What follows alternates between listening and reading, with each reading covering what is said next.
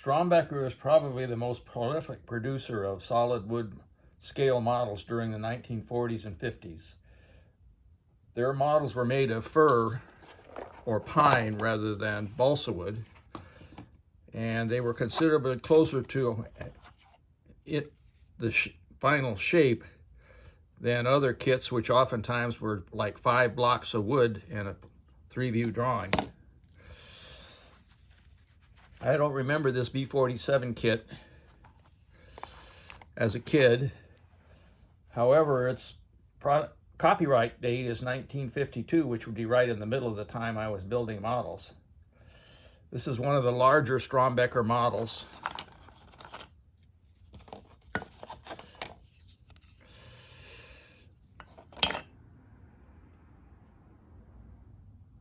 It has the feature of the smaller ones, though, in that it doesn't come with landing gear. It's supposed to be posed on a wire held up by this base. Here's the wire. Probably this is because the Stratojet has tandem landing gear with outriggers, which would be really hard to make in a wood model. The kit is missing one small part, which is probably why it survived as a kit and wasn't built. I should be able to fix that part pretty easily. It does contain 2 small plastic details.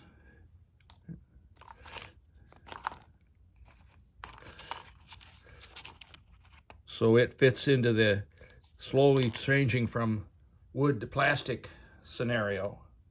The B-47 was a critical aircraft in the development of jet aircraft.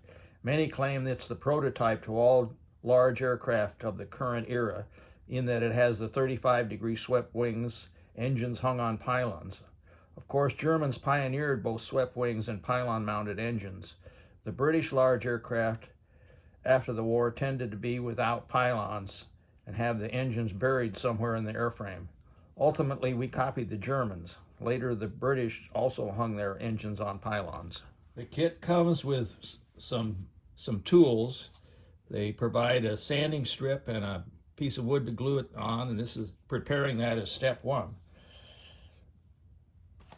Step 2 is to refine the already machined fuselage to get rid of any evidence of that machining, like there's a step there, another step here, the tail is not totally to a point, and the nose has some areas where you can see a change in direction of the machining. We'll do that now. So I've performed the first step and then smoothed the whole fuselage with the fine sandpaper also provided. The next step is to start the preparation of the wings.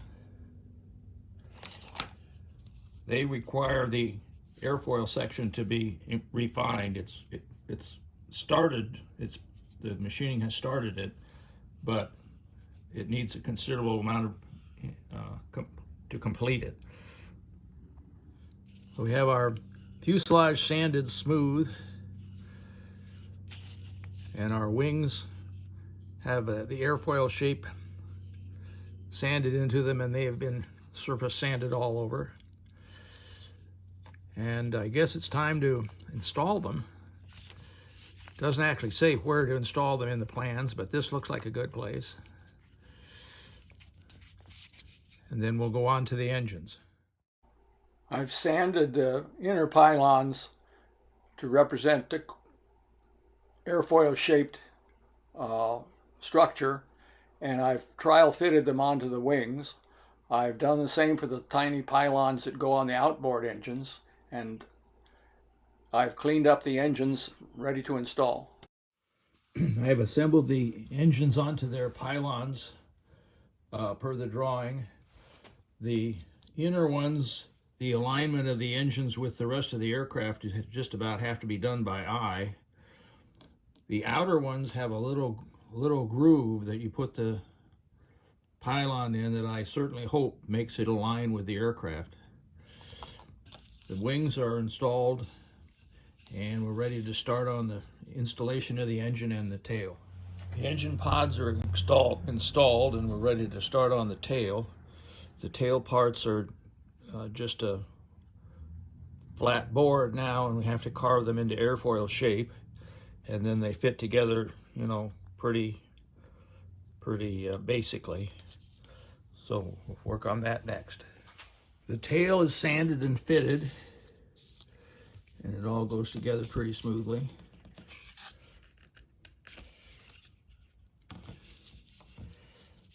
So that's all that remains of the basic airframe to be assembled. I've started painting the aircraft. I'm going to leave it wood color. If I painted it aluminum and, you know, displayed it next to a current plastic model, it would look very primitive. And even if I scribed control surface lines, etc., it still would not represent a very good model compared to current models. So I'm going to celebrate the fact that it's wood.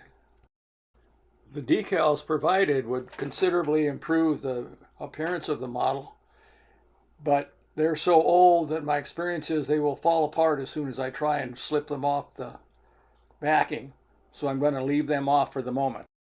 I'm experimenting with copying them onto decal paper using a laser printer and then using those decals. I might try that later.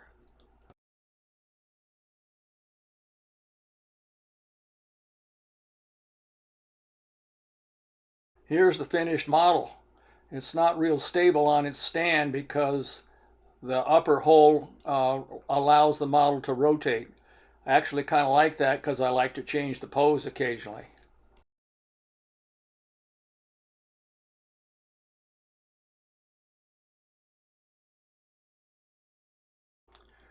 Thanks for watching.